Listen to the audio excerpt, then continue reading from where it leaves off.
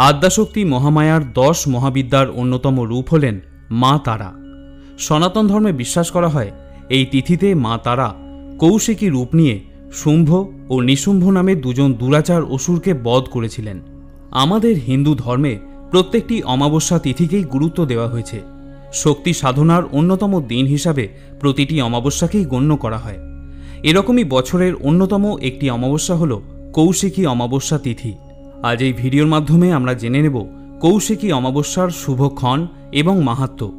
এর সাথে আপনাদের এটাও জানাবো যে এই অমাবস্যায় এমন কিছু কাজ আছে যা করলে পরিবারের সার্বিক কল্যাণ সাধিত হয় এবং কিছু কাজ আছে যা ভুলেও এই সময় করতে নেই। বিস্তারিত আলোচনায় যাব তার আগে জেনে নেওয়া যাক অমাবস্যার সময়সূচি ও নির্ঘণ্ট। এই বছর অর্থাৎ 2024 সালে বা 1431 বঙ্গাব্দে ভাদ্র মাসের কৌশিকী অমাবস্যা পালন করা হবে আগামী 16ই ভাদ্র সোমবার দিন। যদিও অমাবস্যা তিথি শুরু হবে রবিবার দিন ভোর 5:07 থেকে, যা থাকবে 17ই ভাদ্র মঙ্গলবার সকাল 6:31 পর্যন্ত। অর্থাৎ সোমবার দিন সারা দিন রাত্রি এই অমাবস্যা তিথি থাকবে। সনাতন ধর্মে কৌশিকী অমাবস্যার বিশেষ গুরুত্ব রয়েছে। শাস্ত্র মতে তো বটেই, ঐতিহাসিক তাৎপর্য হিসেবেও এর গুরুত্ব রয়েছে অপরিসীম। এই দিন তন্ত্র সাধনার মাধ্যমে সিদ্ধি লাভ করার প্রয়াসে এই অমাবস্যাকেই বেছে নেন সাধু সন্ন্যাসীরা। তাই এই অমাবস্যা তিথিকে তারা রাত্রিও বলা হয়ে থাকে।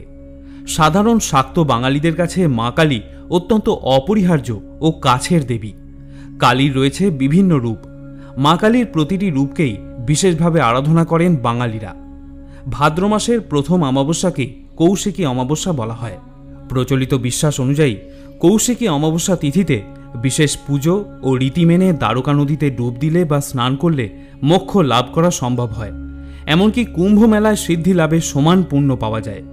এই মনে করেই তন্ত্র সাধনার মাধ্যমে জীবনের সমস্ত সংকট কাটাতে এবং পাপ থেকে মুক্তি পেতে এই অমাবস্যায় লক্ষাধিক ভক্ত তারাপীঠ মন্দিরে ভিড় করে থাকেন। দেবী কৌশিকী হলেন মহামায়ারই অন্যতম রূপ। কখনো অম্বিক, কখনো আবার মহা সরস্বতী, আবার চণ্ডিকা নামেও তিনি পরিচিত। পৌরাণিক কাহিনী থেকে জানা যায় এই হিন্দু দেবী মহামায়ার রূপ হলেও তিনি অজনী সম্ভার শক্তির আধার। শুম্ভ ও নিশুম্ভ দুই অসুর ভাইকে বধ করার জন্য দেবী কৌশিকী আবির্ভূতা হয়েছিলেন। পার্বতী দেহকোষ থেকে আবির্ভূত হয়েছিলেন বলেই তার নাম কৌশিকী। ঘন কালো মেঘবরণের মতো আবরণ এবং দেহকোষ যখন মানস সরোবরে উদ্ভূত হয় তখন দেবীর সৌন্দর্য আলোক সমান হয়ে ওঠে। অন্যদিকে লক্ষ্মীতন্ত্রে জানা যায় ইন্দ্রকে দেবী লক্ষ্মী জানিয়েছিলেন তিনিই হলেন সেই শক্তি যিনি গৌরী থেকে কৌশিকী রূপ ধারণ করেছিলেন এবং অসুর ভ্রাতৃদ্বয়কে হত্যা করেছিলেন। তাই এই দিনে দেবী লক্ষ্মীরও পূজা করা হয়ে থাকে।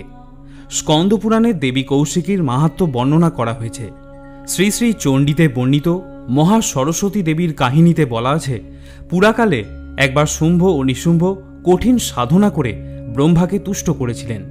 তপস্যায় তুষ্ট হয়ে ব্রহ্মা তাদের বর প্রদান করেন যে কোনো পুরুষ তাদের কখনো বধ করতে পারবে না, শুধু কোনো অজনী সম্ভূত নারী তাদের বধ করতে পারবেন। অর্থাৎ এমন এক নারী যিনি মাতৃগর্ভ থেকে জন্ম নেননি। তার হাতেই এই দুই অসুর ভাইয়ের মৃত্যু সম্ভব।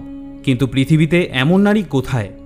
এমনকি আদ্যাশক্তি মহামায়াও তাদেরকে হত্যা করতে পারবেন না, কারণ তিনি মেনকা রানীর গর্ভে জন্মগ্রহণ করেছিলেন। তাহলে উপায় কি? পূর্বজন্মে দেবী পার্বতী সতীরূপে দক্ষ যজ্ঞস্থলে আত্মাহুতি দিয়েছিলেন এবং সেই কারণে তার গাত্রবর্ণ ঘন কৃষ্ণবর্ণের মতো হয়ে যায়। ঘন কালো মেঘের মতো গাত্রবর্ণের জন্য ভোলানাথ তাকে কালিকা বলে ডাকতেন।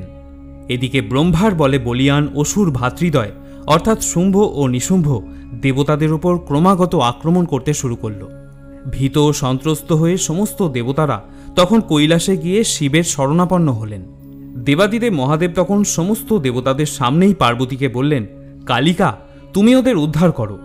সবার সামনে কালী বলে ডাকায় পার্বতী অত্যন্ত ক্ষুব্ধ, অপমানিত ও ক্রোধিত হলেন এবং মানস সরোবরের ধারে কঠিন তপস্যা করবেন বলে স্থির করলেন।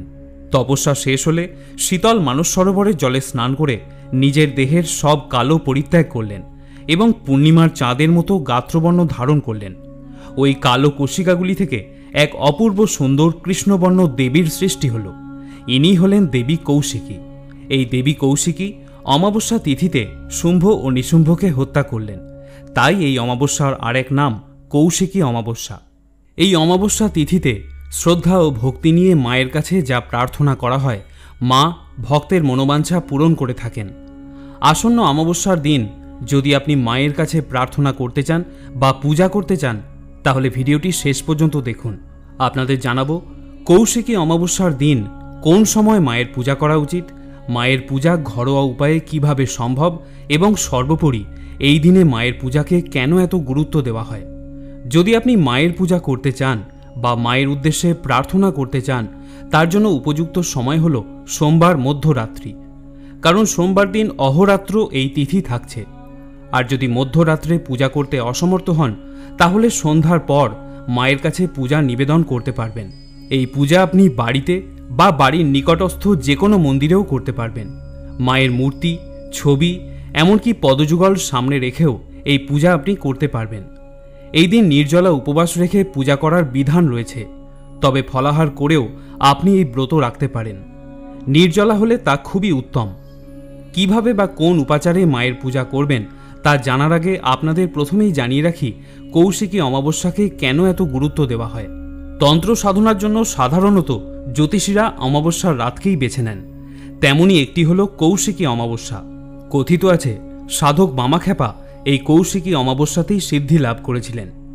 কৌশিকী অমাবস্যা তাই অন্য সব অমাবস্যা থেকে একটু আলাদা, কারণ তন্ত্র ও শাস্ত্রমতে ভাদ্র মাসের এই তিথিটি একটু বিশেষ। তন্ত্র শাস্ত্রমতে অনেক কঠিন ও গুপ্ত সাধনা আজকের দিনে করলে আশাতীত ফল পাওয়া যায়। বৌদ্ধ ও হিন্দু তন্ত্রশাস্ত্রে এই দিনের এক বিশেষ মাহাত্ম্য রয়েছে। তন্ত্রমতে এই অমাবস্যার রাতকে তারা রাত্রিও বলা হয়ে থাকে। এই দিন এক বিশেষ মুহূর্তে স্বর্গ ও নরক এই দুইয়ের দ্বার উন্মুক্ত হয়ে যায় এবং সাধক নিজের ইচ্ছামতো ধনাত্মক অথবা ঋণাত্মক শক্তিকে নিজের সাধনার মধ্যে আত্মস্থ করে সিদ্ধি লাভ করে থাকেন। তাই তন্ত্র সাধনার জন্য এই অমাবস্যা খুবই গুরুত্বপূর্ণ বলে মনে করা হয়। কৌশিকী অমাবস্যার দিন সন্ধ্যাবেলায় মায়ের উদ্দেশ্যে একটি প্রদীপ প্রজ্বলন করুন এবং যাতে এই প্রদীপ অহোরাত্র প্রজ্বলিত থাকে সেদিকে অবশ্যই খেয়াল রাখবেন। প্রদীপে যে কোনো একটি ফুল বা কড়ি রেখে দিন এবং পরের দিন তাকে মায়ের চরণে অর্পণ করুন। পরের দিন সেই কড়িকে বা ফুলটিকে একটি কাগজে মুড়ে আলমারিতে বা টাকা পয়সা রাখার স্থানে রেখে দিন। এটি করলে আর্থিক সমস্যা কেটে যায় বলে মনে করা হয় এবং অর্থাগমের পথও প্রশস্ত হয়। এদিন মাকে অবশ্যই একটি জবা ফুলের মালা নিবেদন করুন। এদিন আপনি ইচ্ছা করলে মা লক্ষ্মীরও পূজা করতে পারেন। অমাবস্যার দিন আপনার বাড়িঘর খুব সুন্দরভাবে পরিষ্কার রাখুন। ওই দিন যেন বাড়ি অপরিষ্কার না থাকে সেদিকে নজর রাখবেন। কোনো এঁটো বাসনপত্র যেন না থাকে সেদিকে খেয়াল রাখবেন। কোনো পুরাতন ছেঁড়া জামাকাপড় থাকলে সেগুলি কাউকে দান করে দেবেন বা ফেলে দেবেন। শুধু বাড়ি নয়, বাড়ির সামনের উঠানও পরিষ্কার রাখবেন। অমাবস্যার দিন সন্ধ্যাবেলায় বাড়ির সদর দরজার সামনে দুটি তিলের তেলের প্রদীপ জ্বালাবেন। এর ফলে বাড়ির সমস্ত নেগেটিভ শক্তি বেরিয়ে গিয়ে পজিটিভ শক্তির আবির্ভাব ঘটবে। শ্রোতা বন্ধুরা, সবশেষে একটাই কথা বলতে হয়, পূজার উপাচার বা যাবতীয় নিয়মবিধির উপরে হল মনের ভক্তি এবং নিষ্ঠা। তাই পূর্ণ বিশ্বাস দিয়ে মাকে স্মরণ করুন। মা সকল বিপদ থেকে আপনাদেরকে রক্ষা করবেন। যদি কৌশিকী অমাবস্যা সংক্রান্ত কোনো প্রশ্ন বা মতামত আপনার মনে থাকে তাহলে অবশ্যই আমাকে কমেন্ট করে জানাবেন। আজকের মতো এ পর্যন্তই। সকলে ভালো থাকুন, সুস্থ থাকুন। কল্যাণময়ী মা আদ্যাশক্তি আপনার মঙ্গল করুন।